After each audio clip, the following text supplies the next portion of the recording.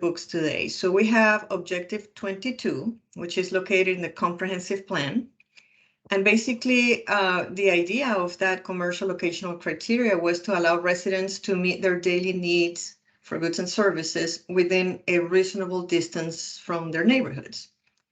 And the idea too was that those commercial activities could be integrated into the neighborhoods. And when we say integrated, we don't mean that they're going to be inside the subdivisions, but that there are going to be connections so that people don't have to drive necessarily to these places. And before I continue, did we mention that we were recording?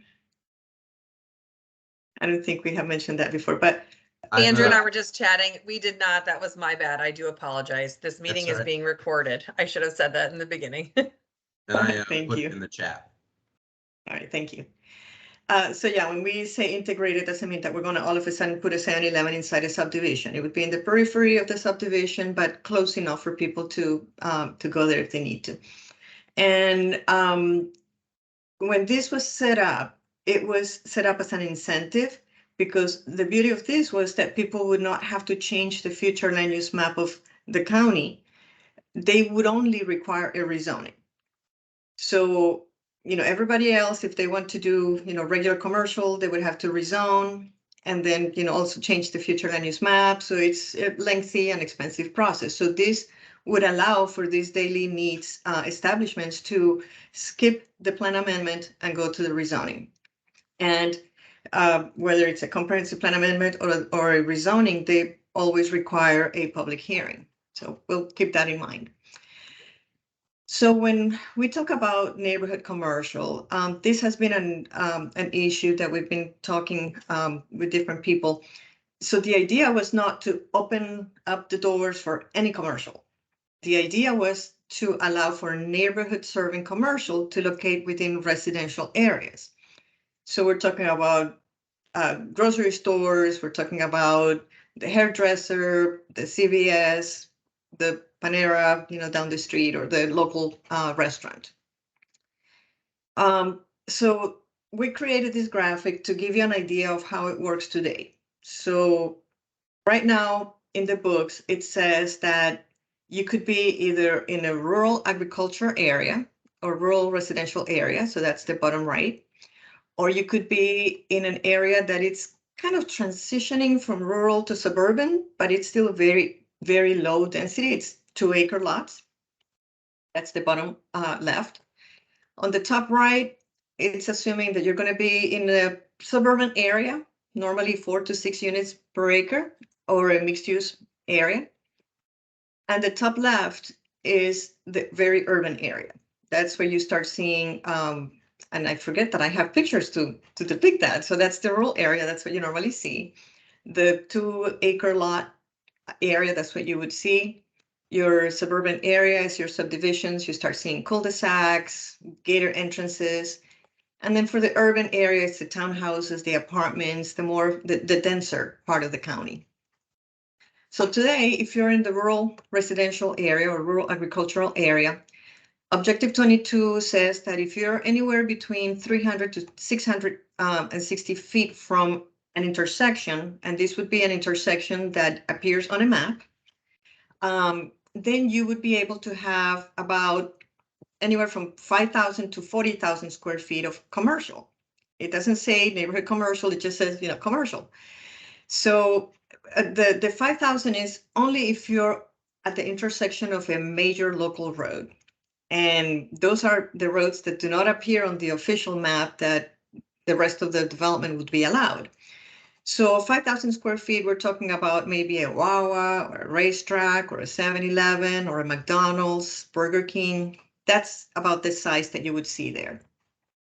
But when you open it up to 40,000 square feet in the rural residential area agriculture, now you start talking about you could potentially have a neighborhood Walmart in those areas.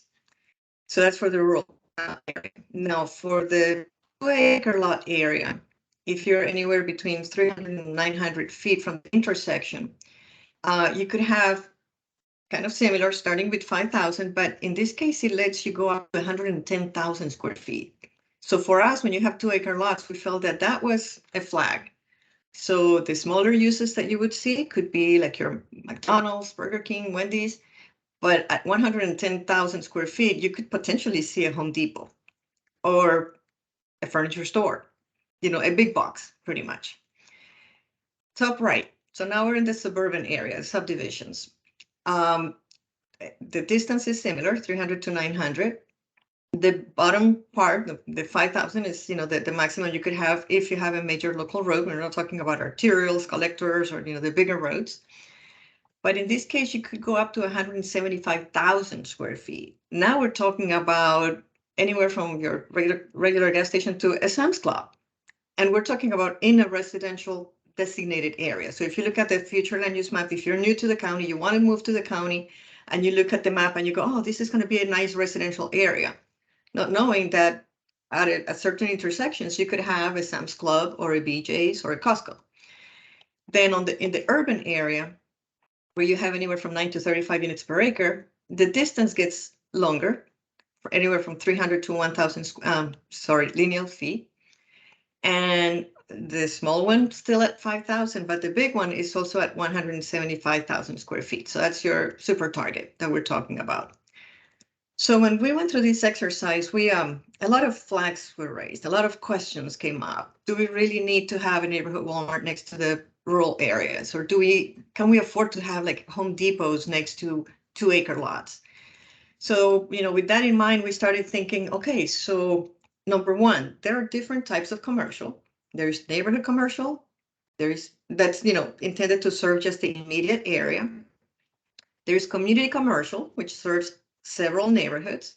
And then there is regional commercial, which is supposed to serve the whole county or even counties adjacent. And at the same time, we also have to think that there may be neighborhood commercial in an urban area, which is going to look very different than what it should look like in a suburban or rural area. Same thing for community, same thing for regional. So here we just have some examples of what we would identify as an urban neighborhood store, a Foxtail Cafe. A community-sized urban development, it's a very urban Publix.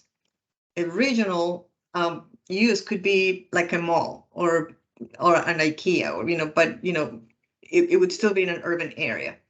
For suburban, same types of uses, but this is normally what they would look like.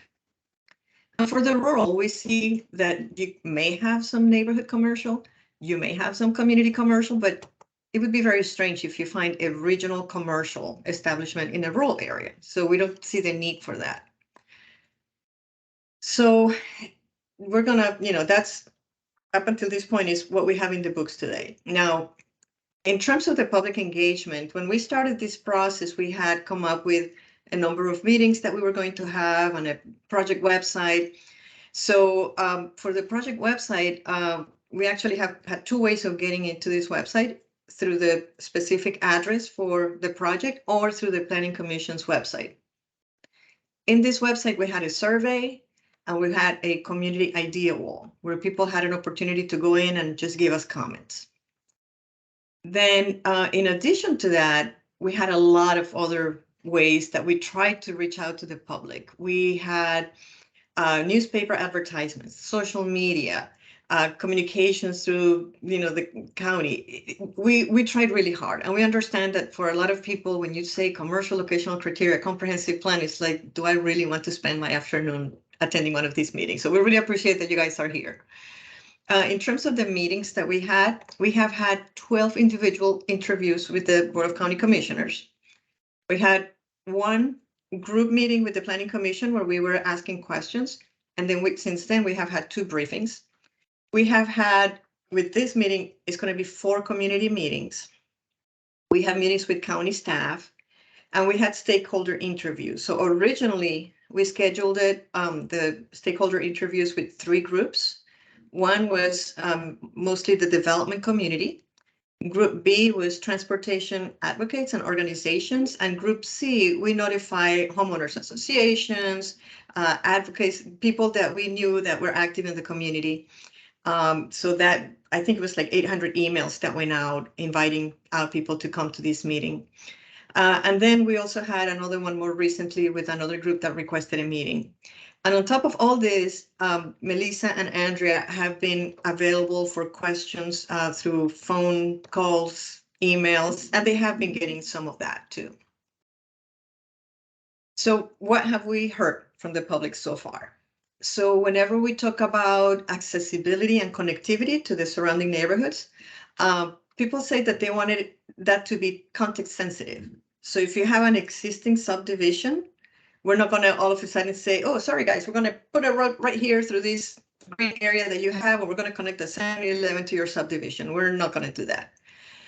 If it is a brand new subdivision, we're going to ask them to design it in a way that the people who live there can walk to the convenience store.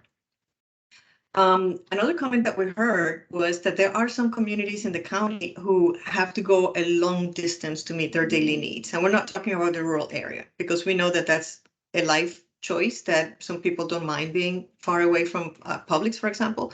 But there are some communities that need to be closer to daily needs, and they're not. So they wanted to make sure that we have a way to get to them.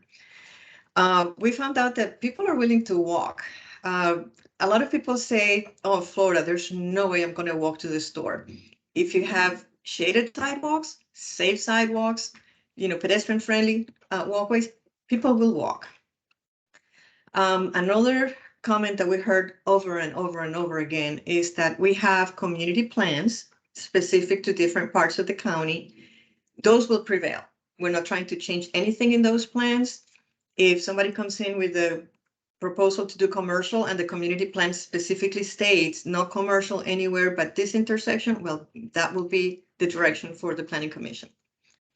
And the last point has something to do with what I mentioned before, that rezonings have public hearings, comprehensive plan amendments have public hearings.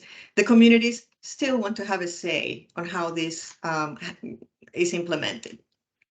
So we're not trying to take that away. Okay, so for the next few slides, it's going to be a little bit painful, but we just don't want to miss anything. We want people to be informed on what we're trying to do. So this Objective 22 has a list of a bunch of policies, pages and pages of policies. And we want to, based on the different topics addressed in those policies, we want to explain what it is that we're changing. So starting with applicability. So who do we apply this CLC to? Right now, the way the objective is written, the purpose of it ended up in like policy number 2, not 1, not the objective. So we want to make sure that it is clear that the intent of that objective is to encourage the provision of the neighborhood scale commercial closer to residents so that they can meet their needs for goods and services. So we just want to make that clear. The next one has to do with the uses. So I mentioned before that right now it's like commercial, and staff had to figure out, okay, commercial, what does that mean? Oh, let's relate that to a zoning district and just let's use that list. Unintended consequences, some of those lists include uses that are not really neighborhood commercial. So we want to fix that. We want to make sure that when we're talking about neighborhood commercial, something that we're going to put close to residents, that it's the type of use that would be most appropriate for them. The next category has to do with the location. So today, the way that it is written, we base it on a map.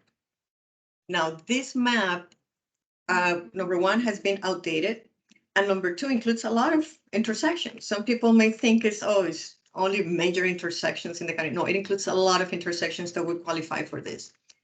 We want to change that map to use a very different map that deals with the character of the area, not so much with, the number of lanes or, whether it's an arterial or a collector. We want to base it on a map that the county prepared that says, these are rural roads, these are suburban roads, these are urban roads. So that way the use matches the character of the area. Next page. So separation. So I mentioned these maps, whichever map we look at, they have a lot of intersections. And let me just make a brief comment here. Nick, it's pounding here, rain. If I lose electricity for any reason, be ready to take over. I'm already prepared. I got it. Okay, so the node separation. So I mentioned that there are a lot of intersections, and we don't want every intersection to turn into a commercial node, because pretty soon we're going to have corridors and corridors of commercial. And I know that the market has a lot to do on where people locate commercial, but that's not the intent of this objective. The intent is to create nodes within a certain distance from each other. So we're still discussing how we're going to do that, and I'm going to talk a little bit about it in a minute. The next one has to do with the fact that, remember, we said that in some areas you can do 175,000 square feet, and it's, it invites the small IKEA or the Home Depot or the super Target, but that was not the intent. So instead of just reducing the whole square footage, we're proposing to use a limitation on the tenant size. So in each individual establishment, if we're thinking neighborhood commercial, they should not exceed 20,000 square feet. Now, if it is a grocery store, because we want to encourage grocery stores, we're going to let those be up to 50,000 square feet. And that would be your smaller scale Publix, not the super, super big Publix. I think I messed up. I'm not looking at the, I think the previous one had to do with the scale of commercial uses. Oh, no, yeah, that was it. Now, the next one has to do with limitation per corner. So if you're at a corner, we have a maximum size for the entire corner. So it's not just a Publix locating there. It could be a small shopping center that includes the Publix and the restaurants and the drugstores and the banks and everything else that would be included now in a shopping center. One more. So waivers. So right now, the objective says that people can request a waiver, and the waivers that are offered today have to do with the location and the distance from the intersection. And it has been interesting because staff has been getting a lot of these requests. And when you get a lot of these requests, it's like something must be wrong with the language. I mean, why are we getting these requests? So we're making the locational part different, making the intersection criteria different, but instead we're offering waivers to some of the design requirements that we're going to be talking about, and the node separation. Because let's say that a node is existing. So the way we apply the node separation is that if you have an existing node and a new one wants to come in, let's say the new one is going to be 1/4 mile away, we're going to say, sorry, no, you're too close. What about a 1/2 mile away? Sorry, you're too close. What about a mile away? Well, that may be appropriate. So when that new node comes in there, that would meet the separation requirement. Now, what if they want to come in at 1/2 mile? And the justification is that the one that is existing doesn't have a grocery store. Or maybe the one that is existing, because it was based on previous language, maybe it's a Home Depot. It doesn't serve any of the neighborhood uses that we want so bad. So we're inserting language to address waivers. I think we have a hand raised. I'm wondering if that's a question, or do you want to try that, Nick? It is a question, so I'll defer it up to you if you want to answer that question now, but I mentioned in the chat earlier that we would be generally leaving that to the end of the presentation. Yeah, let's try the question now. If it gets too lengthy, we'll come back to it, but what is the question? Sure, that is from Mr. Weaver, and I'm going to turn on your mic function. So if you want to go ahead and turn on your mic, you should be able to ask a question whenever you're ready.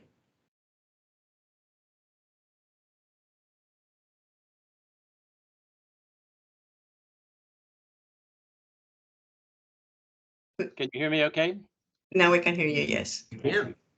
Thank you, Patricia and Nick, for this might wait, quite frankly, but I'm just wondering if the whole waiver subject deserves a little special focus because of the not allowing development or impacts to nearby residents, and it doesn't even limit it to substantial impact. So if it has any impact to nearby residents, and I hard to imagine any even soft, perfectly most wanted retail not having at least some impacts, and it doesn't even say adverse impacts to nearby. And of course, strip development, I think you define it as virtually anything that's not big and or it has its own separate entrance. Therefore, if your strip development definition and your no allowed impacts to nearby residents, do you really have any waiver process? I don't know if I understood the question. Yeah, Okay. Melissa or Way, unless you create strip, which is I read it was virtually any kind of retail, not at the node per the required limitations, or impacts to the nearby residents. And I'm not sure I've ever seen a project that didn't have at least some minor and sometimes moderate impacts to nearby residents. And it doesn't say adverse impacts to nearby residents. So I'm just wondering if you really have a waiver process. I'll ask if others on the call could unmute. Am I over asking that one, David Mechanic and others? let's see. Let me Rod, let me I don't follow your question, so. presenting to building placement and node separation. Yeah, I mean, like this language, this may be a very general statement that we have on the screen, but the idea of the node separation waiver was for the Planning Commission to be able to look at the uses and determine if it would make sense to allow it within a shorter distance. So it's not necessarily just the impacts to the residents or district development. It's we are going to be writing criteria that they could use for allowing a waiver to those two items. So like the building placement, for example, this is where if we have design standards that say the building has to be close to the street, but oh, there is a wetland there, then the Planning Commission could grant a waiver so that they don't have to be up close to the street, they can be behind the wetland. I'll And say then that at the end.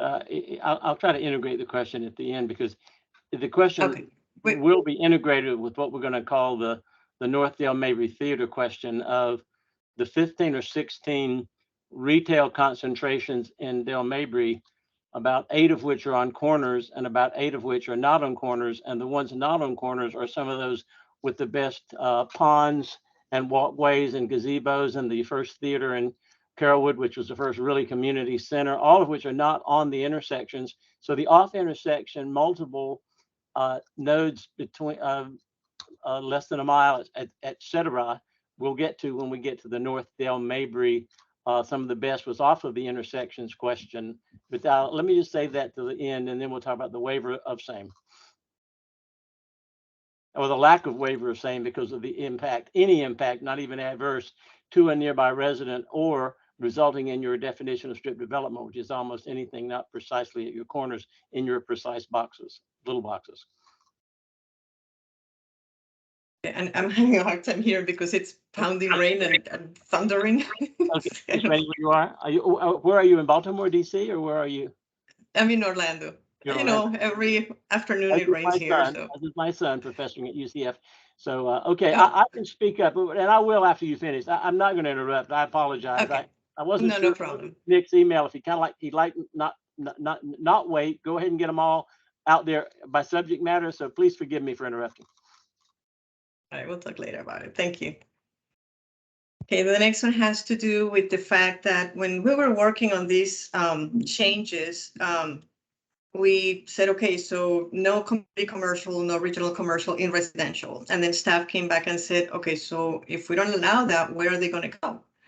And we said, well, OC20. Well, if you have an R4, 4 units per acre neighborhood, and somebody wants to put a large Publix, and all of a sudden we're going to give them a designation that allows 20 dwelling units per acre, that doesn't make sense.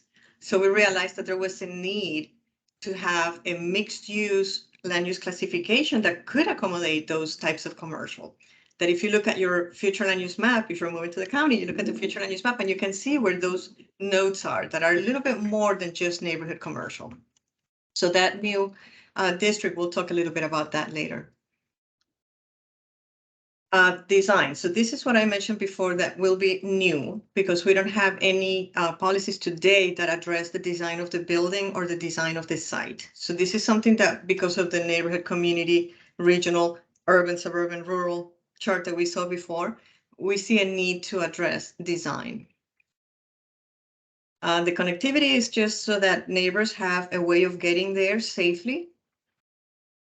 And of course, the community plans, we are specifically stating in the language that the community plans would prevail. If somebody comes in and requests a rezoning to do commercial. Now, this table is a summary of what we're putting into the draft, and I'm not going to go through it in detail, but it's just to let you know that we have separated the land use categories based on intensity. So all the ag and very low residential allow less than the 2-acre lot area than the 4 to 9 dwelling units per acre. So as you move higher in the density and intensity, we allow more flexibility in terms of the uses, in terms of the size of the commercial, in terms of the tenant sizes. And I have a slide here that shows side by side the major differences between what's in the books today. This is what I showed you before. And on the right, I'm going to open what we're proposing today. So what we're proposing is that the current language says that if you're in a rural area, you can do anywhere between 5,000 and 40,000 square feet.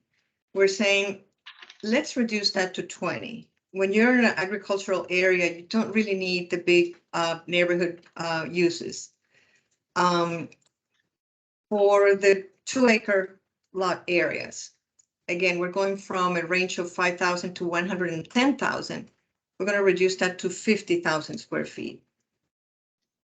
Looking at the suburban area, we are increasing the distance requirement from 900 to 1,000. So that's the distance from the intersection. We are reducing the maximum size of commercial from 175 to 110. And then we are adding the restriction for establishment size. 20,000 for any type of establishment, 50,000 allowed for grocery stores, and that's the same for the urban area. So those are the major differences between what's in the books today and what we're proposing. We talked about maps before, and this can look a little bit convoluted. You're not going to be able to figure out, where your house is, on this map. But this is the map that we're proposing to use.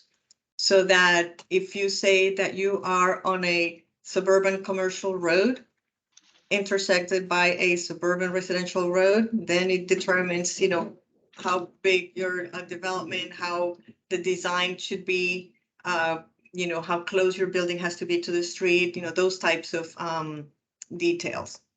So this map is adopted, is available or will be available on the website so people can go in and determine where they're located. Now we talked about separation of nodes, and this is something that we have been going back and forth. At first we said anything in the rural area, let's make it 2 miles. Anything in the urban area, let's make it 1 mile. But we started experimenting with the different categories of roadways and trying to see, where it would make more sense to have that separation and where we don't need that separation. So like, for example, if you have a suburban commercial roadway intersecting a suburban commercial roadway, maybe you don't need a distance separation between nodes. But then again, if you have a major local road intersecting a major local road, you could not do it in that location. So as you can see, anything that is rural, it's 2 miles all the way across. And we can come back to this later if you guys need to do that. In terms of the design, so we're proposing some changes because we have noticed that the fact that we have a lot of suburban development doesn't mean that we need to continue having suburban development. Suburban development is not friendly to people. It's friendly to cars. And we can see it here. This is an actual sidewalk that connects a neighborhood to a node. There is a grocery store and a drugstore at this corner. But as a pedestrian, you do not feel safe going there. And this is the bottom picture shows, it's going to show you a simulation of how you can really transform suburbia into a more walkable space. So this is somewhere in Southwest Florida, I think. So your typical state roadway going through town. If you start using landscaping, medians, nicer, wider sidewalks, start providing shade, people start really using those sidewalks. And also notice the distance of between the buildings and the street. When the buildings are closer to the street, they start framing that space and giving you a better sense of safety and comfort. So that's why we want to propose that if you're in the more urban areas, we want those buildings to come close to the road, to start interacting with the pedestrians. If you're in the rural area, it's a different story. You know, they can be farther away from the road. In terms of site access and circulation, whenever we have existing subdivisions, we're going to have to rely on the public sidewalks. If it is a new subdivision, then we start talking about let's connect through the subdivision with nice sidewalks, maybe bikeways. In terms of compatibility, we want to make sure that if you're going to put a node next to a subdivision, that they're compatible, that we're not going to have all of a sudden, monumental, box next to single family homes. So we're talking about compatibility. And building design, it's, again, if you put a big box with no windows here, that is not friendly to pedestrians. It's not attractive. It's not inviting anybody. So we wanted to address that through building design. More building design issues. Massing has to do with how bulky your building could be. So compare the old, Home Depots or Best Buys, they used to be very, very boxy. If you start breaking those volumes down, even if it is a large building, it looks a lot more to scale with the neighborhoods. In terms of the appearance or the architecture of the facades, that's something that we want to address. Proportion of windows, that's so that we avoid those blind boxes. Of course, landscaping and buffers to soften it up and to make sure that there are no dumpsters making a lot of noise to the neighborhoods nearby, and lighting, of course. And then low impact development policies, related to stormwater and water conservation. Now, for building design, again, it may not be a blanket statement that everybody has to comply, and we'll talk a little bit about this when we get to the discussion part. Maybe it is something that we do in the urban area and not necessarily in the rural area. So that's something that we want to hear from you. So this is the discussion part. So this is where we want to hear from you. So when we talk about design standards, most developers are good about designing nice buildings with the canopies and the, storefronts. But once in a while, you may get some that they're just not doing that.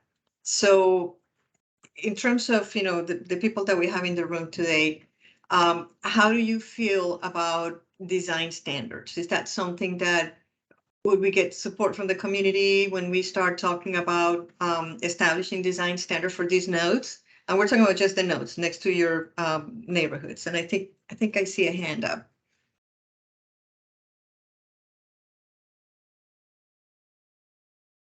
Yep. And Nick, you're muted. Okay.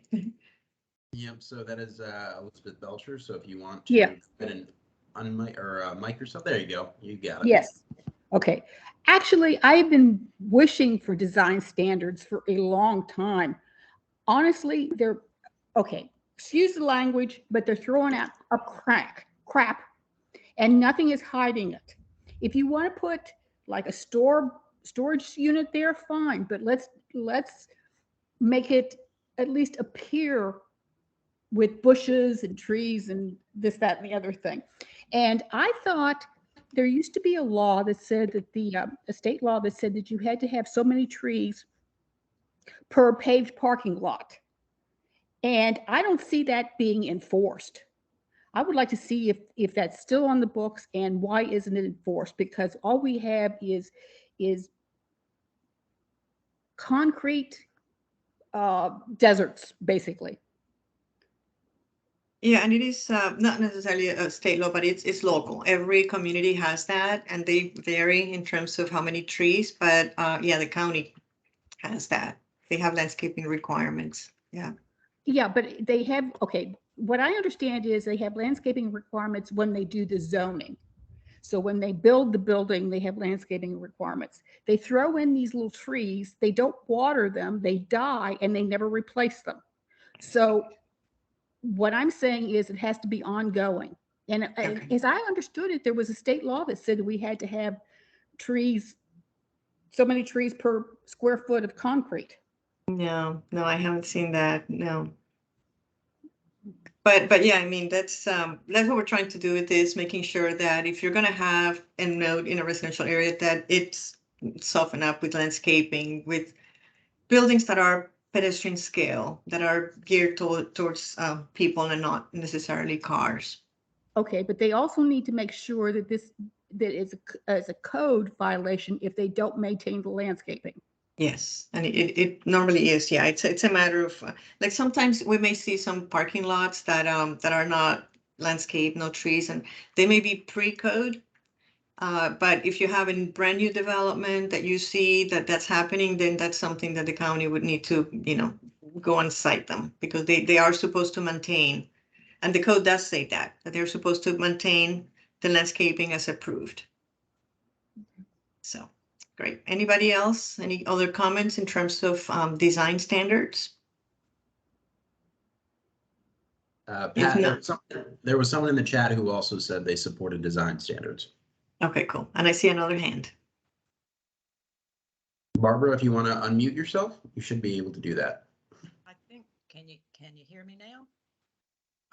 Can you speak up a little bit? Find the plus sign on this thing. I can't hear. If you want, Barbara, like if we cannot hear you, you could type it too if you want to write the question. Okay, yes, I am very much for the design standards. We've been trying to do that for many years in our area, before they had these requirements, and, they just put a building in that it's extremely ugly. So I'm all for it. Okay, good.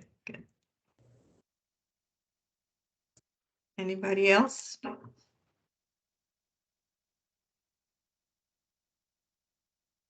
I think it was same person. Yeah, Yeah, okay. All right, we can move to the next one. So the next one has to do with design, with the building placement, and it's related to that simulation that I showed you earlier, where when you are a pedestrian and you're walking up and down the sidewalk, and you have to pretend like you're a car and walk in through the driveway to get there, we feel that that's not very pedestrian friendly, as opposed to the building that is closer connected to the public sidewalk. So any thoughts in terms of the building placement? Some communities allow a lot of parking in front, so the buildings are way in the back. So many times it's not just a driveway to get to the building, is you have to just go through a whole parking lot to get to the building in the back. So we were thinking about working on standards to make sure that at least in the more urban, suburban area, the buildings are closer to the road. Pat, we had a comment, not about this slide, but the previous one, just saying that some community plans already have design standards and these should be codified in the LDC. Keystone is fortunate to have these, to which we have a thumbs up sign. So yes, understood.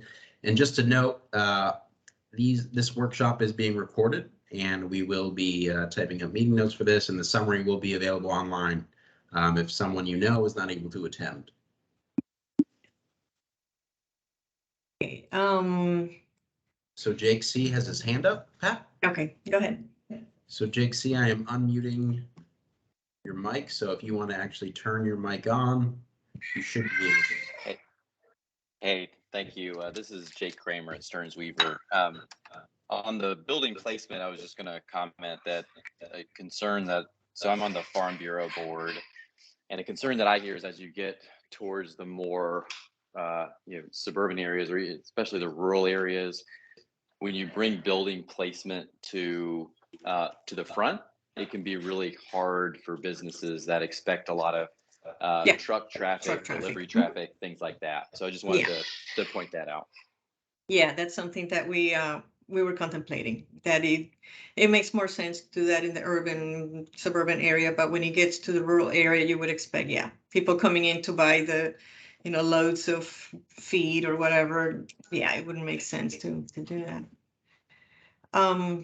So the next one has to do with tenant size limitations. And, we talked about how in the rural area, we don't allow a lot of square footage. So there was no need to say only 20,000 or 50,000 for whatever, because it's only 40,000 that they can do. But when you go into the suburban, residential, suburban, commercial, urban, general, then we started thinking, limiting to 50,000 if it is a grocery store, 20,000 for all other establishments. And we just wanted to hear comments from people about, how you feel about those tenant restrictions. And if you have any questions, or if you understood why we felt the need to do that.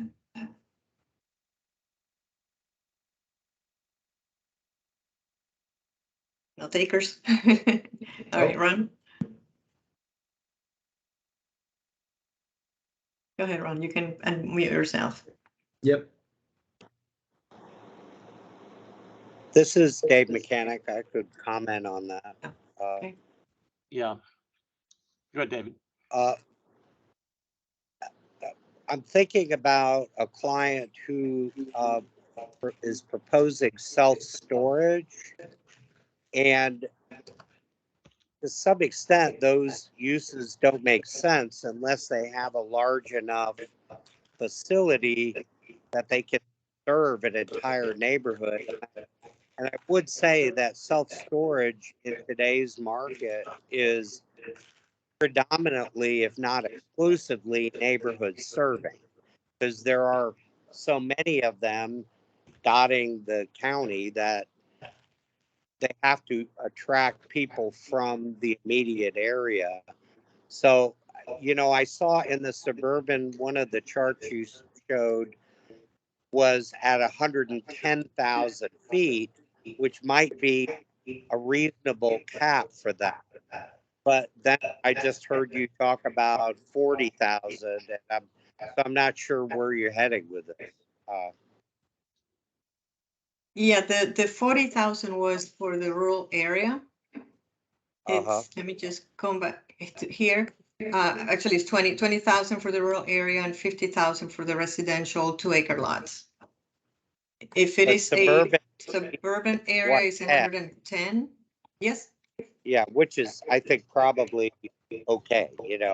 That might be fine. Now, in terms of the neighborhood uses, and you can correct me if I'm wrong, Melissa and Nick and Andrea, but we are defining the uses as those uses that you would need on a day-to-day basis, where you go get your haircut, or you go buy your groceries, or get your nails done, or buy your your medicines.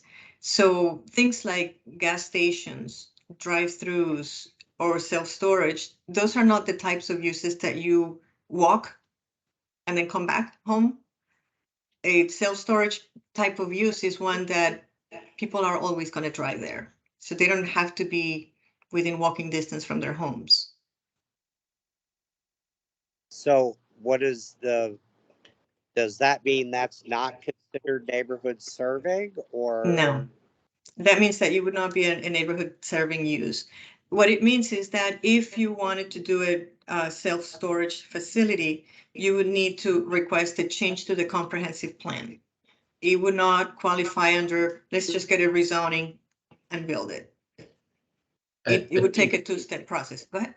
A change to the comprehensive plan if you do not already have the land use you need to do that, right? So Which would be non-residential type. If you have either one of the neighborhood mixed, one of the mixed use districts, or the office commercial land use designation.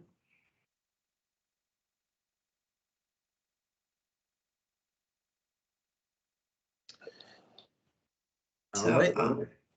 And Dave, if you're a little confused, Dave, feel free to give me a call and we can talk through the chart and the table and like the existing or the allowable uses under each flu category. I know it's a little bit confusing. I'd be happy to help you. Yeah, and then you can look at an actual map and location. Yeah, I just recall that, and I've had a few projects where nobody disputed the idea that self-storage was a neighborhood serving use. Mhm.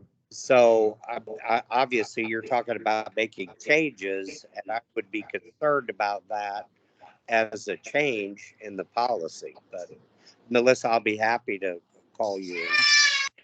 Okay. Melissa, could you include Jake or me on that call with David? Because I'm a little confused about that. Every self-storage hereafter is going to require a comp plan amendment. I don't think that was really intended. No, but- no.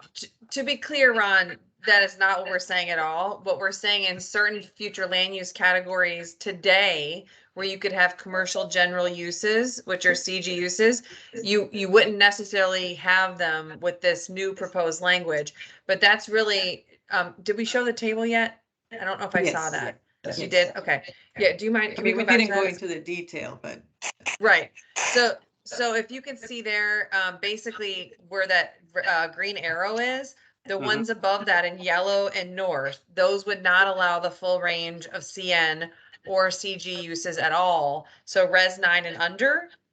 But with the way it's written now and this table shows, you could still do, you could still propose mini storage for Res 12 and up, as well as in the neighborhood mixed use 4 and the new category neighborhood mixed use 6. Does that make sense? That covered half my concerns. The other half is indeed that under Res 12, like the Res 9 victim. So yes, if you could please include Jake or me when you talk to Dave about it. But that's a good start, Melissa. Well, I mean, you can call me anytime, guys. We don't have to have a formal meeting. You can give me a call on Monday. I'm off tomorrow, but we can talk about it. Thank you for just Sure thing. self-storage. Thank you, Melissa. Yes, thank you as well. I don't want to skip out on Barbara, who also has had oh her hand yes. up. Mm-hmm. Barbara, if you want to go ahead and provide your comment. Can you hear me now? We can. It's still a little light, but I can hear you. I just want to say I'm very thankful that change from draft 3 to draft 4 in the rural service area to go from 40 down to 20,000 square feet per node. So I really appreciate that, because I was rather forceful in how much I didn't like the 40,000 per node last month. So I really appreciate it. And when we get to this 2-mile separation, I do have another question, but I'll wait till we get to that discussion. Thank you. On that point, is mathematically, are there 40 or 140 affected rural nodes on this 40,000 down to 20,000? Because that was a pretty quick cut of what will be evolving needs for some real retail. I'm just wondering, that cut from 40,000 to 20,000 here at the last minute, is that 140 rural nodes being affected, and suddenly they can only build 20,000 square feet instead of the 40,000 square feet to get the third and fourth use that makes a critical mass to get any of those uses together in the evolving rural the next 10 years in Hillsborough County? So I can actually help answer that, Ron. Andrea and I are working on some maps right now to analyze intersections that meet locational criteria today and that would meet it with the new language. Some nodes are retained, some are not. We've added some in some community plan areas and not in others, but we are working on that analysis. But as far as Barbara's comment regarding the 40,000 to 20,000 drop, the 40,000 was put in because we have a range in the rural categories today in the table under Sorry, objective 22. 5 to 40, Yep. So 40, the consultant, we just discussed among ourselves and thought we would just put a number in there and get some community feedback. We did get pretty strong community feedback that the 40, we chose the higher end of the range, that was felt that it wasn't appropriate to maintain the rural character of that area. So we made the change down to 20 to reflect those comments. And in addition, it's already in the plan today. So it really wasn't that major of a change. And that is per quadrant of the intersection, not the intersection total. Good point. I think we still have some hands up. I don't know if Yeah, so if you don't mind when you're done speaking, just go ahead and lower your hand, just so I can be clear as to who's up next. But I believe Elizabeth had her hand up for a while. I know Jake, I don't know if that's left over from prior question, but Elizabeth, if you want to go ahead and speak, unmute yourself.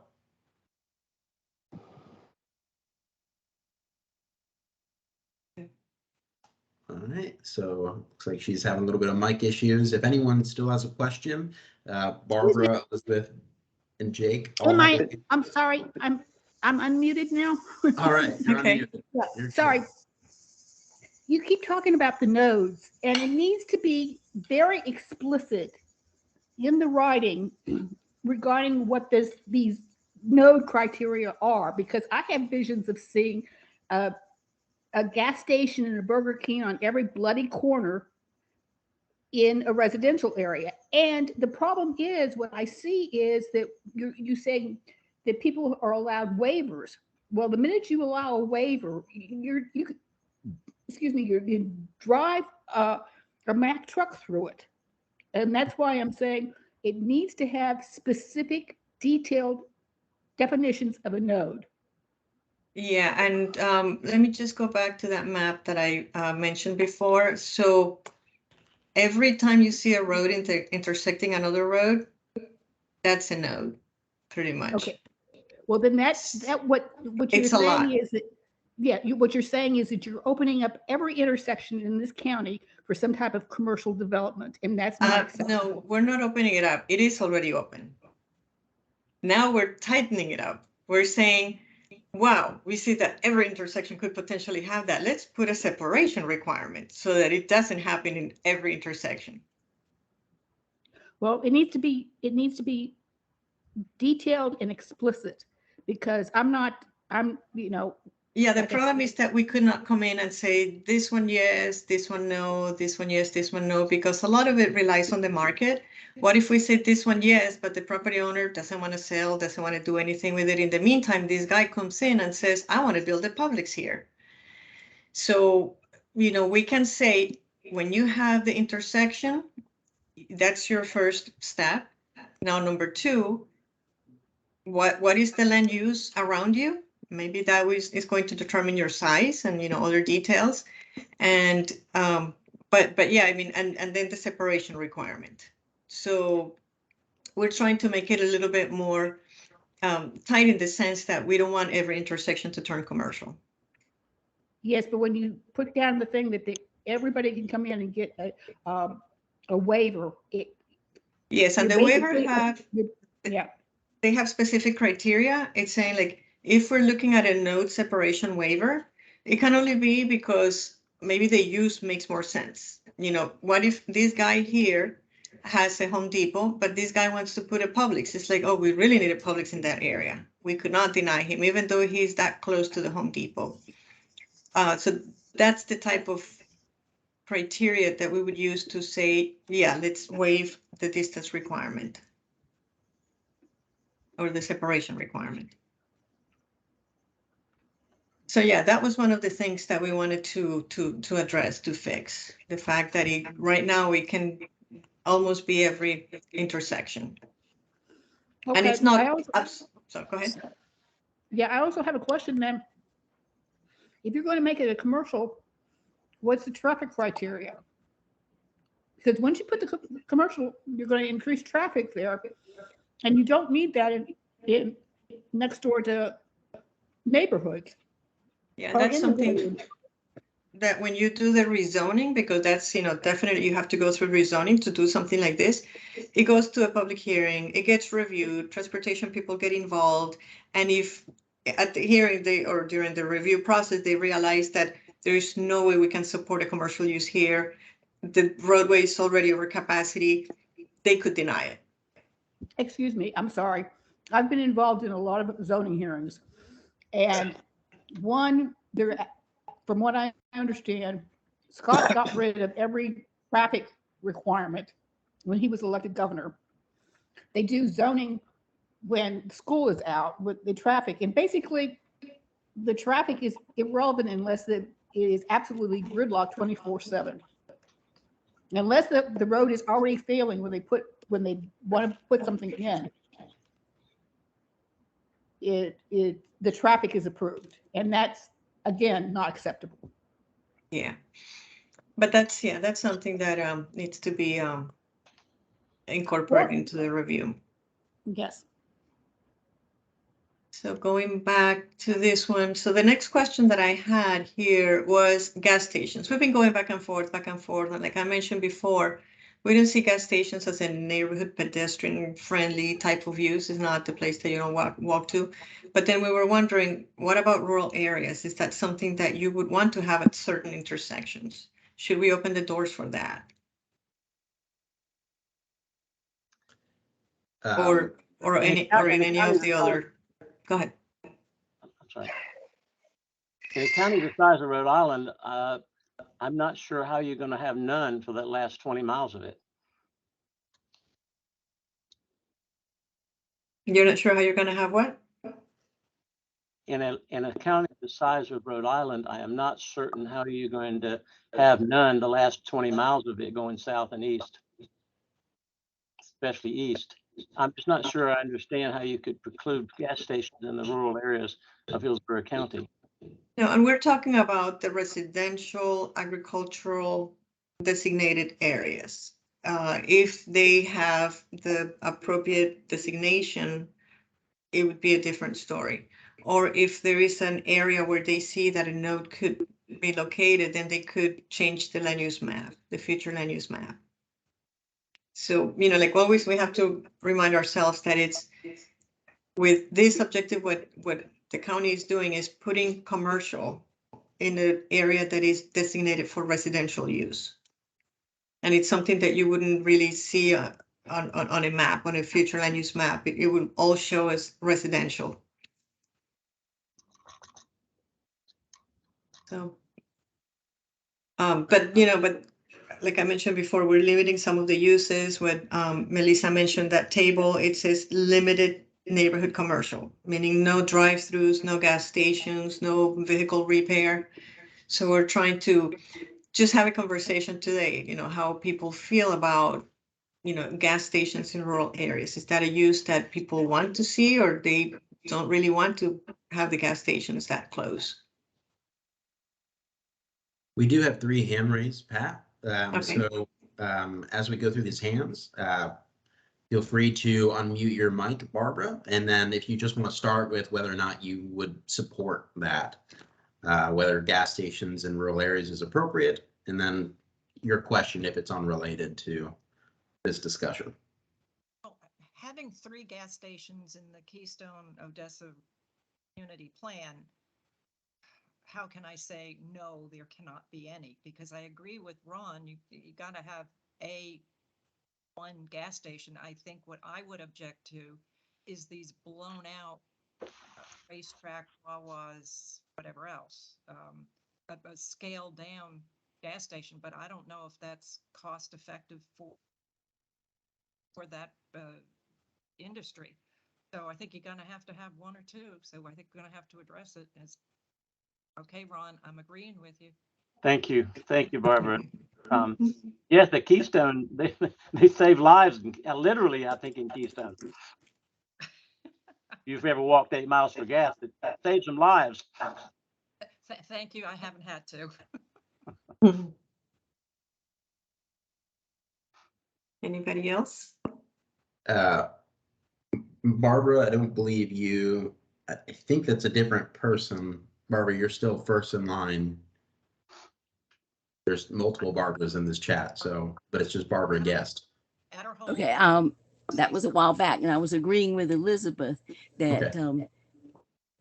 I just don't like the idea of having, like a McDonald's, the smell that would go over that neighborhood. And if you've ever sat there and you have to believe that the rest of your life you're going to be smelling hamburger frying, and also, drive-through speakers, outdoor speakers that you have to listen to, 20 hours a day. So, but like I said, that was on the previous page. And the gas stations, I don't have an opinion on. Excellent. Jake, you had your hand up for a while. Thank you for being patient. Yeah, thank you. I think my comment was similar to Ron's on the gas stations, that I think at least some are needed. I had my hand raised earlier, so I don't want to sidetrack the discussion at this point. But I just wanted to, comment on it's the comprehensive plan process to amend it is, it's not cheap and it takes a long time.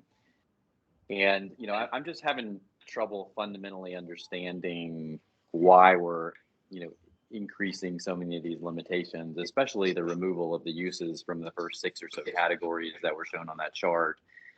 Because, the board polices this today, right, through the PD process. And so just, trying to understand why we're removing some of those uses and requiring an additional hurdle of a comp plan amendment. So, you can answer that now or later, but I just want to put that out there from the discussion earlier. Thanks. I think, like over the years, certain uses have been approved where the neighbors have not been excited about, that they didn't feel like they were prepared to have certain uses within their residential area. And I think when staff came to us, it was also the fact that so many waivers are being requested and, things are getting approved without, real concern for, what we're putting at some of these intersections. So it was a matter of, let's look at what we have today and see if we can improve it in terms of what the purpose of it of the objective is. And when we read it the first time, it was like, if this is the objective, why are we allowing what we're allowing already? So, like if the purpose was to just allow commercial, then we need to completely change the purpose of it. It's not a, neighborhood serving commercial locational criteria. It's just any commercial locational criteria. And I don't know, Melissa, if you have any other background that you want to address in terms of, why we got to this point. Uh-oh, she had to go.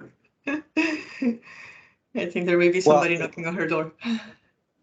And it's just not lost on us that, yes, amending the future land use map is a longer process than just a standard rezoning for commercial use. That is part of the balance that, we're trying to figure out. If you're going to have a gas station, which is typically a more complex and often more controversial use, maybe we're talking internally whether that should have to go through a little bit more of an extensive public process than, just a neighborhood grocery mom and pop shop, which is rare, but something that is a little less controversial. And something else that I wanted to mention too, part of this project, we started looking at other communities in the state, and then we expanded it to communities in the country to see who else is allowing commercial uses within residential areas. And very, very few examples that we found that people are doing that. Like most places would require you to have a comprehensive plan amendment and a rezoning. So, that's when we realized that, yeah, this is an incentive that, what the county has right now. But doesn't that cut the other direction though? I mean, I was under the impression the planning profession was moving away from single use, vast swaths of single use, like we used to do, into integrating more, mixed use projects and mixed use areas. Yes. And so I'm just, I just wanted to push back a little bit that I'm not so sure looking at other jurisdictions means that it's a great idea. It may be, but it's just it just and seems when like go ahead. Well, Sorry. Yeah, when we found that out, we commended them for doing this because we're headed the right direction. In other comprehensive plans that we have worked on, we didn't call the future land use categories residential 2, residential 4, residential 6. They were like neighborhood, because a neighborhood is supposed to include different types of uses, not just houses. But the question is, planners also like to rely on the transect idea that if it is a rural area, the uses, the atmosphere, the bulk, the setbacks, the openness is different than when you're in a more suburban area or the urban area. So it's a matter of scaling things back so that, like when we're talking about a use locating at the corner of my subdivision, right there next to my subdivision, all of a sudden it's going to be a furniture store. Like, what does that have to do with neighborhood? There are other uses that I would rather have there, and I don't want them to be taken away with the Home Depot, which, when I go to Home Depot, I take my car because typically I need the space to, carry the stuff. So, that we have to go back to basics and like, what are we trying to do? Okay, so this is stuff that we're letting into very low density residential areas. 4 dwelling units per acre, 6 dwelling units per acre. At what point do we want to change that map? Because it's, if it is a community level use, it doesn't really, it's not typically a part of a neighborhood. It's part of a node, an activity node. And that's why we're creating mixed use districts, not single use districts, because we feel that when you have a neighborhood mixed use 4 or neighborhood mixed use 6, we still want the residential, but it's a residential that is, at a scale with these types of commercial uses. Patricia, two quick points to your and Jake's great point. I think that other jurisdictions and Jake are trying to signal you that in order to make this work as a balanced outcome for this study, you're going to really need to reconsider the fact that a lot of that residential is by default, and now to blame some of these heavy rules on it's in a residential neighborhood, and other jurisdictions limit commercial in the residential neighborhood. It means we haven't ever had the time or the insight, and I've been doing this for 48 years. We have all failed for 48 years to put the right 5 or 15 mixed use places out where I'm talking about. And thank you, Barbara, for your help out there, as it were, in the rural areas. Bottom line is we haven't brought the mixed use where it ought to be.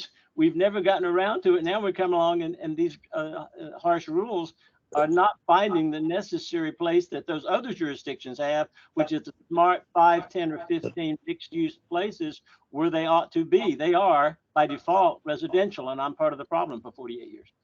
Yeah, and you mentioned rural, and I think the rural community has been the most vocal throughout this process. I really meant most of the residential, candidly. I'm really talking about 3/4 of the county here. I'm talking about the predominantly residential parts of the county in my point, and the rural is semi-irrelevant.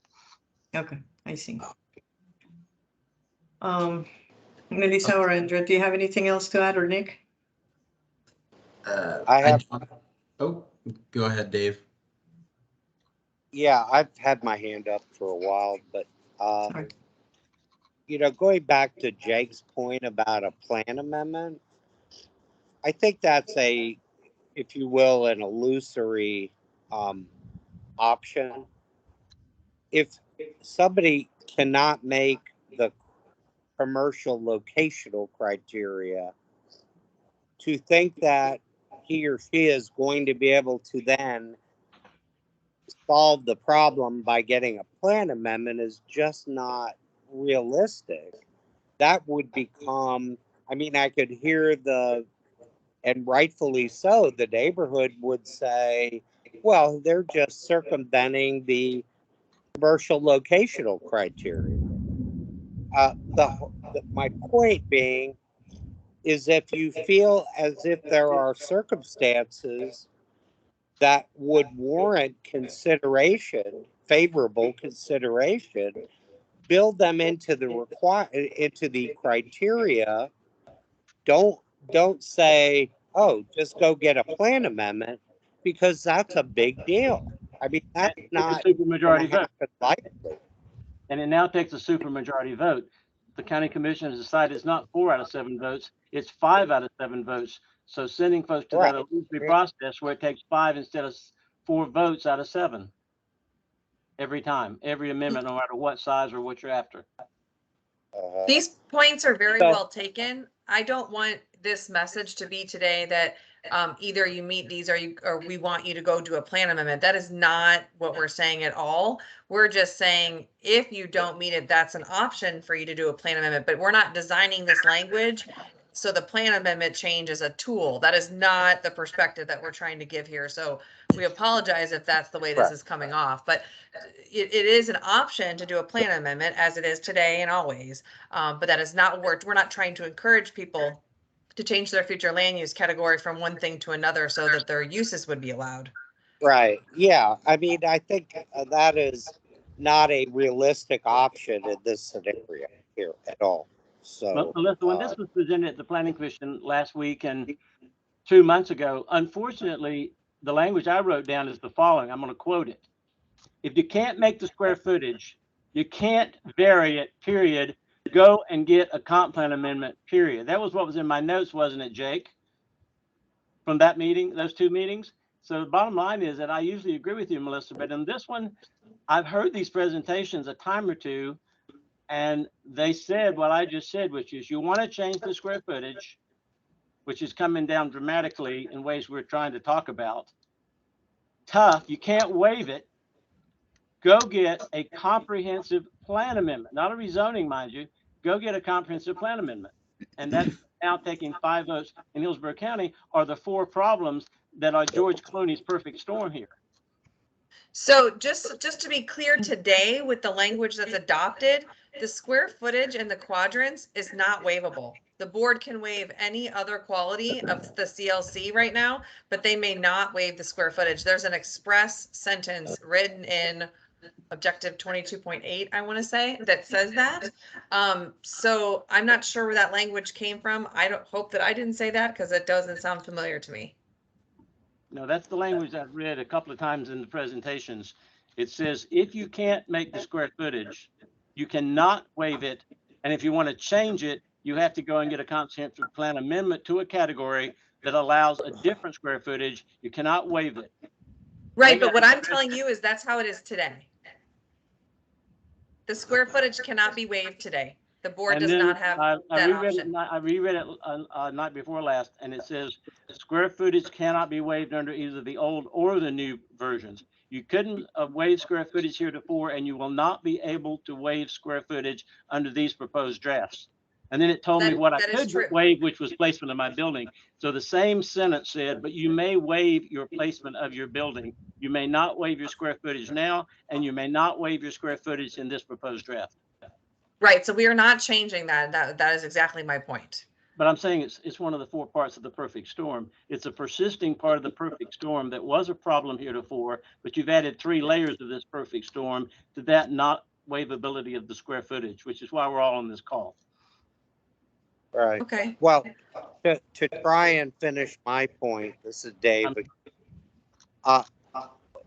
Whatever we do here, we need to make sure the waiver criteria allow for circumstances that, you know, you can't have a black and white check off the box test, but circumstances where you would say, yeah, this makes sense to put this at this location.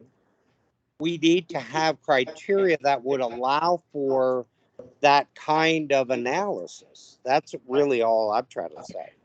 You know? And that's a great point. And like I said, I'm taking notes on that now. Elizabeth has had her hand up for a little while, so I just want to make sure we get to her. And Pat, as I'm sure you know, there are other slides that are left to go. And so we can circle back on this conversation when it comes time to get to the discussion or the post-meeting discussion, but there's still other slides and people may not want to hear this part of it, but this is still a really good conversation. Yeah, I would like to circle back to gasoline stations. I mean, I think that there should be a very high criteria to put a gasoline station on an undeveloped piece of property, because once you put a gasoline station on there, you've destroyed the land. And right now, in my community, we actually have 3 gas stations in one corner. You don't need 3 gas stations in a corner, in one intersection. I mean, I'm from the Midwest, and I'm from farm country, and you take care of your land, and you put gasoline stations every 10 feet or whatever. you're destroying the land. Like I said, I think there should be a very high mark to put a gas station on a new piece of property. And Well, I think that doesn't take into account current regulations regarding gas stations. I don't.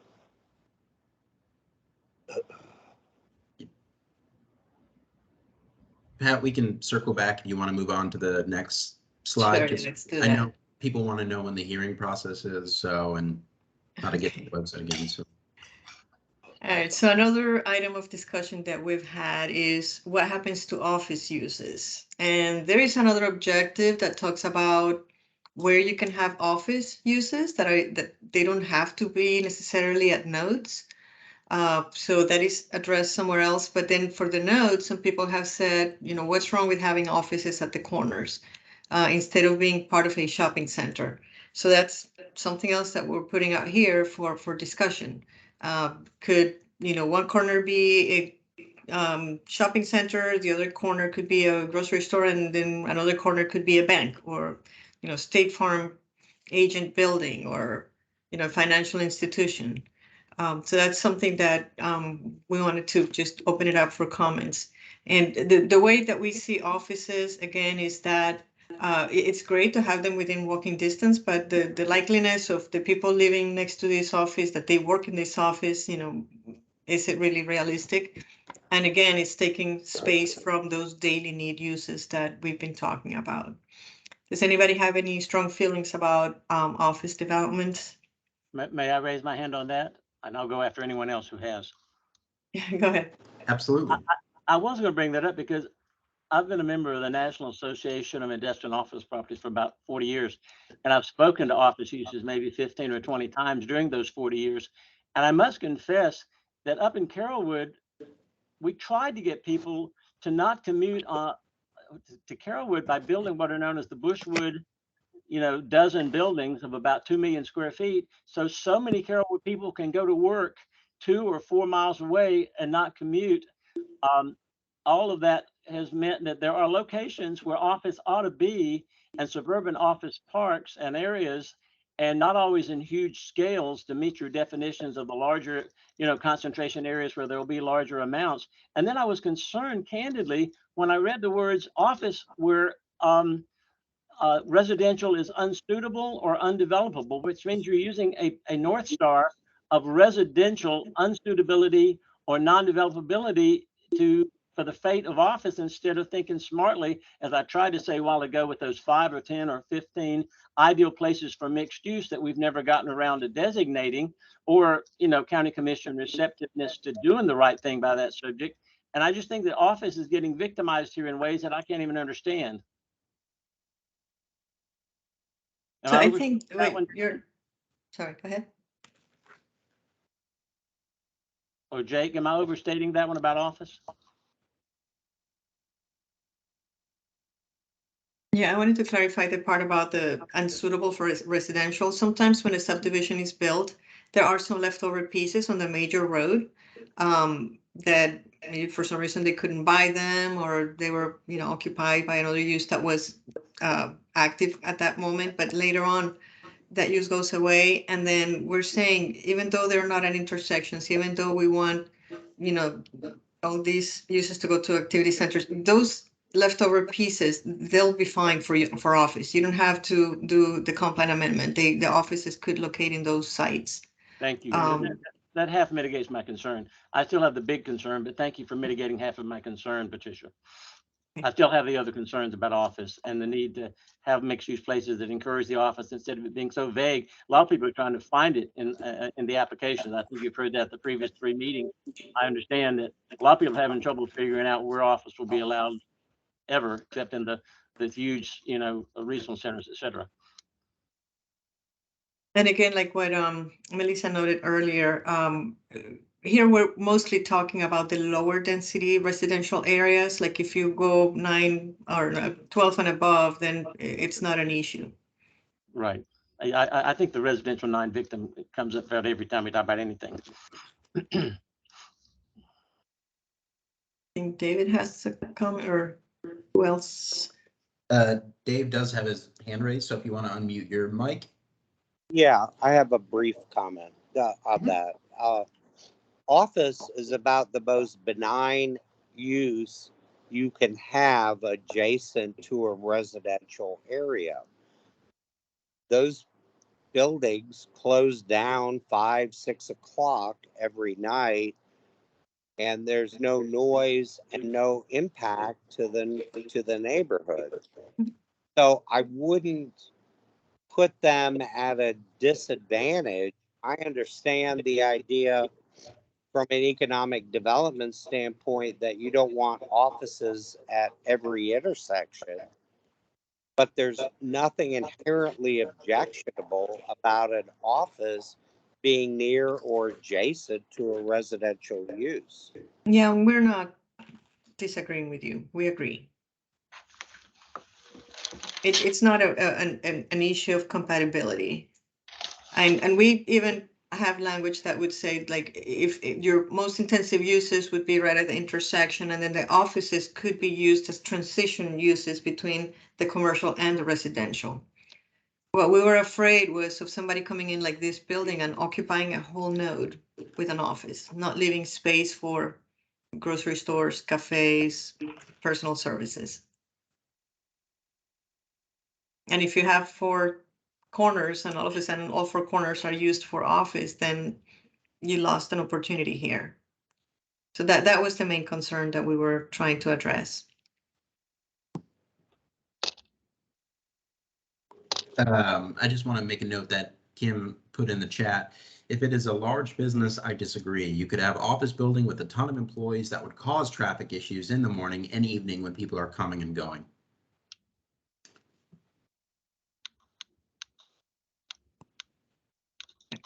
All right. No more. And then, and we can keep talking, but I wanted to show this slide now because this is the plan from here on. So again, like I mentioned, we're working on the draft. We're making changes. We're refining it, getting comments from county staff, getting comments from different departments. And we will have that draft to staff prior to the hearing, but the Planning Commission hearing is planned for August 8th. And then the Board of County Commissioners would have a hearing on August 11th. And then the adoption would be October 13th. So that's the plan as of right now. Originally, when were we supposed to do this? I think it was maybe June, and we have extended it so that we can allow for more public input. But these are the dates to keep in mind. And again, you know, like if you have more questions after this meeting, you know, feel free to contact Melissa or Andrew. And I'm going to leave this slide up while we're talking, but in case anybody needs their phone numbers or email addresses. But again, you know, we can still continue asking questions, giving comments. You know, we still have some time left. May I ask about CG and auto supply, auto repair, and all the drive-throughs for the next 20 years? A little question about all the drive-throughs and all the auto supply and auto repair. Did I read policy 22.3 to say never another CG where it isn't now? In other words, we're dead in the water as to where we, the last 40 years, have accidentally put enough CG. Did I misread 22.3 on the fatality of never another CG? Everything's got to be CN from now on, and if you're lucky enough to hold a CG, you might be vested unless you expand. And then the definition of expansion doesn't meet any legal expansion test I can remember about magnitude of expansion. It just says expansion in some gobbledygook that doesn't tell me whether or not 100 more square feet or 1,000 more square feet is an expansion, meaning that even that's going to be subjected to these new rules, even though it's technically an existing approval or even an existing shopping area. Did I misread 22.3? Others on the call? 22.3. 22.3 is the no more CGs, just CNs. Unless you've already got your CG, then henceforth you'll be getting CNs. You will not be getting any more CGs. I hope I didn't misread it, and I hope I did misread it. It's 22.3 about never again CGs. Only CN. CGs equals drive-throughs, auto supply, auto repair, which are not allowed in the CN, and is obviously part of the residential 9 victimization that a lot of people are very concerned about, which is the residential 9 victimization that you cannot in residential 9, which is one of the more intense categories, have any CG, which means you can't have any auto supply, auto repair, the O'Reillys and the Pet Boys and the dozen other things that are basic commerce, nor any of the drive-throughs, which are again about 80% of the new would-be restaurants. And all of those are precluded in 2 or 3 different ways, and I'll get to in a moment. But for now, I just want to focus on 22.3 on the no more CGs. Okay, so if you look at the table that is on the screen. Yes. If you are in industrial, rural, agricultural, rural, residential, 2 to 9, you can only do CN, and you're going to be limited by that policy. Yes. If you're in the neighborhood mixed use 4 or the new 6, you can do CN or CG. But you can't add a CG to any of those first 8 categories. No. This table is going to be prevailing. Good for the last years, but you cannot going forward. But let me just make that note. I don't want to take all the time. I know others want to speak, so let me just cut to the chase. That my 5 major concerns are that one about how many places you've precluded drive-throughs and auto supply and auto repair, which in many cases are about the only kind of commerce that some communities are going to get. If you've ridden in rural Florida, you'll notice that you're lucky that the food deserts are basically that first Arby's or that first Burger King, that first McDonald's or that whatever, and it's usually a first Arby's or first Church's Chicken, and it is the end of the food desert for hundreds of major rural communities all over Florida. But these drive-throughs preclusions, I mean, they go beyond anything I think I've ever seen anywhere. And then secondly, we've expressed concerns about some of the categories with respect to the nature of some of these node differences where, and again, my point on North Dale Mabry is this. Have you ever ridden North Dale Mabry in Tampa, Patricia or Nick? I've been there, but I can't say often now. Nick, have you ridden North Dale Mabry in Tampa? I grew up in Hillsborough County. Good. Well, that's what I wanted to hear. And you spoke well with Jake, which is a good idea. And so the bottom line is, if there were 4 cross streets in Carrollwood and you had intersections, a lot of the best shopping centers, including the first community center, which was the first theater in Carrollwood for all of us for 30 years, was off of the intersections. And there were 5 or 10 other very fine shopping centers. Almost all the good ones were off of the intersections. And that's where the retail and some of this other and some office I talked about 8 minutes ago goes to the nature of the fact that the springs, the fountains, the gazebos, the first theater, and a dozen other good things in North Dale Mabry were not at the intersection. They were off intersection. So if you preclude another one for a mile or two, even if it's only a mile, but especially if it's 2 miles further north on Dale Mabry, then you basically precluded what could be the ideal location for ideal combination of retail uses with critical masses that might be 35 or 55,000 square feet, as 18 of those shopping centers are. Critical mass, not 20, not 40, but somewhere between 55 and 85,000 square feet. And half of them are not on, 3/4 of the good ones are not on the intersections. And what I'm thinking is in 15 or 20 years, we're going to look back and see that we've limited our ability to have a natural positive evolution of the right kind of development on the roads of much of Hillsborough County that will be the next 5 Dale Mabrys the next 30 years. Am I overstating that one, David or Jake?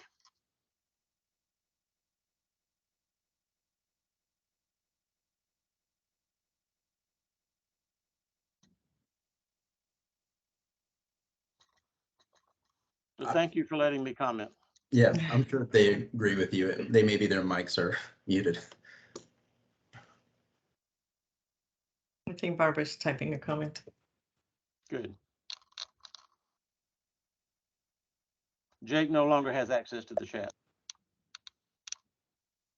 I think I singed most of the ether on these connections. Barbara wrote, would not like to see Gun Highway in the RSA and would not like to see look like Dale Mabry. Sorry, Ron, which is. Oh, I know it has bad centers. I acknowledge half of the centers are bad, but that doesn't take away from the 8 good ones. And the 8 good ones that were off of the intersections are the nature of the nodal separation, which I alluded to earlier. Bottom line is that you need to be smart about where these 5, 10, or 15 concentrations of mixed use ought to be. So we'll have the good centers in Dale Mabry and none of the bad centers on North Dale Mabry. So I'm agreeing absolutely with the chat box. And then Kim also agreed with Barbara's previous comment, but thank you.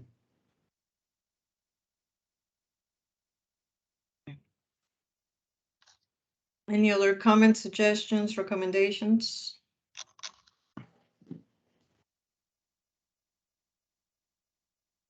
Was there anything, Andrea, that we wanted to ask tonight that we may have missed?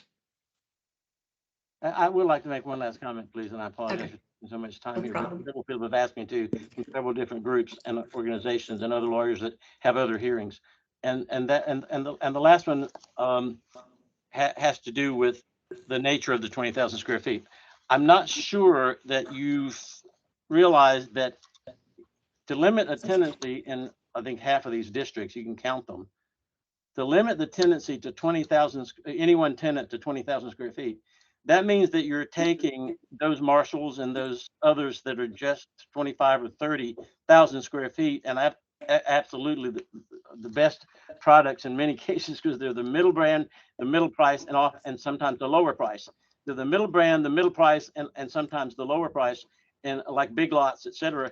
And they're not big boxes, but they're the 50 or 60 things that enable you at 25 or 35 or 45,000 square feet, like Big Lots or Marshalls and a dozen other brands, to actually handle the commerce between the big ones and the little ones. And if those are 25, 35, 45, take those away from Hillsborough County, would seem to me that the tenancy 20,000 needs to be case by case, or at least some kind of set of performance standards to earn 45 or 55,000 square feet of critical mass, which is back to North Dale Mabry, the nature of a viable concentration and the nature of the 6 or 8 of the best of the North Dale Mabry stores, which went on North Dale Mabry because they are 25, 35, 45,000 square feet, best one-stop place to do any commerce in North Dale Mabry.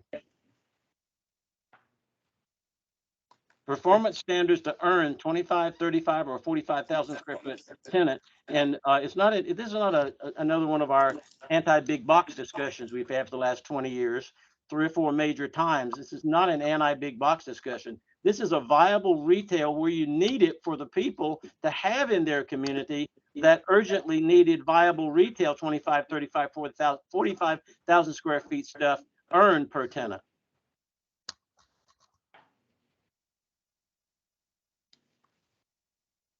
So looking at the table, all those would be allowed from NMU4 all the way up in those land use categories. Yeah, but not the middle range where a lot of this is already currently. The accumulation of history with much of Hillsborough County is that we haven't gotten around to creating those categories for much of the moderately rural areas and the new areas that evolved where we've built 2,000 or 3,000, 5,000 houses. And now it's time to bring their commercial up to speed. And before we do bring their natural commercial up to speed, we run into this hard stop wall of something that's ideal and utopian, and would have been great if we'd had these mixed use centers and we'd had these higher categories put where they're belonging in much of Hillsborough County, but we haven't yet. And when we go to do so, this will stop us. Or it'll be 5 votes required, or the perfect storm if we do try to create those areas.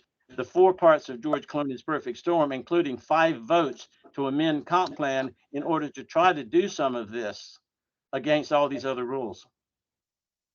So, including like node separation, for example, you find 2 perfect locations and they're 0.8 of a mile apart. Or you find 2 perfect locations from every imaginable standard and they're 1.6 miles apart in the rural area for the next 5 or 15 years of the only smart planning you could do in that neighborhood. And there's 2 of them perfect and they're 0.8 of a mile apart inside the urban areas, and they're 1.8 miles apart in the rural areas, and they'll run into the second of the 4 parts of the perfect storm. But Ron, you can ask for a waiver to separation between nodes, which is why we're putting that in the language. So that's something that you can argue and, sorry, Justify. But not the children square coming in footage here. but not That's the something square that, yes, you footages can. either. You're right. That's a good answer on the nodal separation. Although I saw some curiosity whether or not even the nodal separation was really waivable, because the catch of no adverse impact on any neighbor. No, I'm sorry. There's no adverse there. No impact on neighbor and not strip commercial. Quite frankly, the definition of strip commercial is about anything you could do between nodes, because it uses the word linear and 4 other words which are fatal to the perfect storm. And I'll read them to you. They are linear, multiple entrances, parking, and car centric. There's not a lot of stuff that you could build at the perfect location that's not one or all 4 of those definitions of strip commercial: linear, car centric, emphasis parking, etc. That's the nature of the commerce that we're now talking about.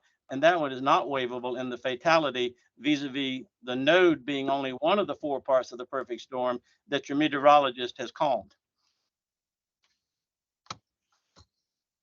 Not that I feel strongly about this. Ron, I will say the current draft 4 language that's on our website does have the minimum separation waiver language does say that if it's determined that the new node will not result in strip commercial and will not have a detrimental effect on the surrounding neighborhoods. Okay, the draft You could argue that.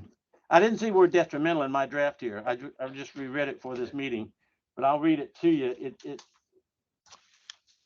It's no effect upon the, maybe it was your summary, and to that extent, Andrew, you make a great point, and I appreciate your helping correct that part. Just wanted you to know that isn't in the draft language. Thank you, Andrew. That was helpful. The tornado is only a 7, not an 8. Hurricanes is a 4, it's not a 5. So, Ron, I just wanted to ask you, so in your eyes, do you think that the way that the commercial locational criteria is worded today, it should stay that way? Oh, well, candidly, no, it's no better as it is, except it just happens to let you do the right thing at the right location without some artificial, 4 or 5 perfect storm impediments, which means in effect, when you get to the right location, it's been prepared for you by what some would call careless over preparation or whatever, or over aspiration or whatever you call it, or a county commission not paying enough attention 5, 10, 15, 25 years ago. But no, the short answer is that what we have is twice as good, only because it's not 5 times as perfect storm restrictive. I mean, it doesn't have any of the 4 ingredients of the perfect storm. It has natural magnitudes of 175,000 square feet except, and it has about 40 different locations, only about 2 or 5 of which would make my 15 perfect places that y'all probably all agree to, but which we're not going to get because we're not going to get 5 votes or pass 4 or 5 other rules that trip us on the way to a perfect natural mixed use perfection, which has ironically not the right relationship to the Simon Says of the nodes and the other 3 parts of the perfect storm, including adverse impact, detrimental effect on neighbors, which is almost anything you can do at any hour for any commerce, and candidly, the strict definition of linear, car-centric, parking emphasis, etc., is also known as commerce, also known as any retail.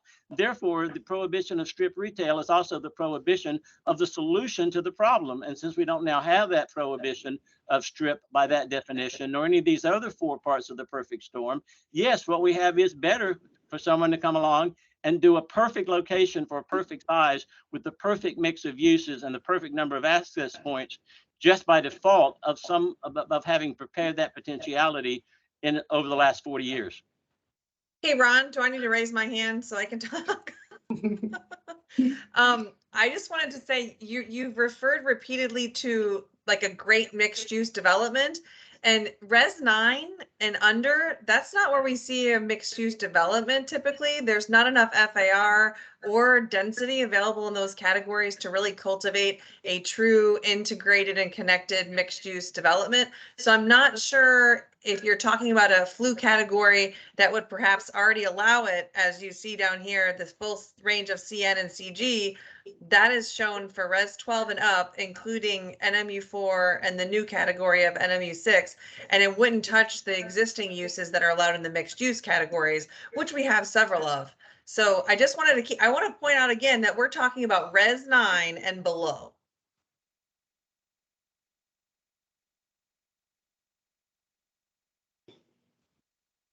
And talking about the perfect mixed use, there is a provision that states that if you're doing a mixed use development, a lot of these things don't apply. So like if you have your internal connections and mixing residential with commercial, there's a lot more that you could do that way.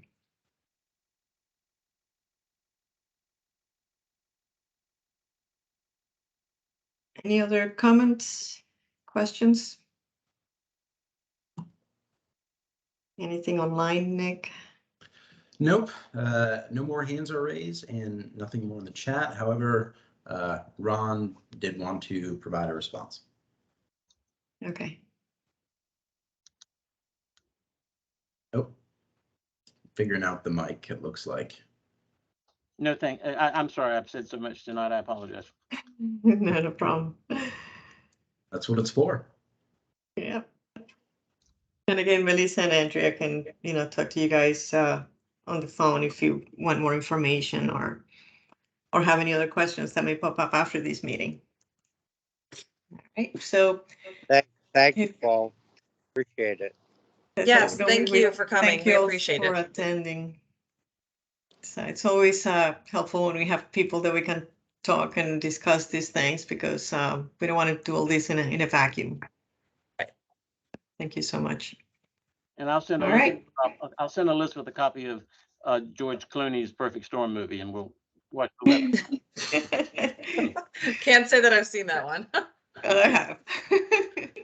There's certainly a storm brewing outside right now. My lights are flickering a bit. Oh, I must have sent it your way. Yeah, I think you did send it.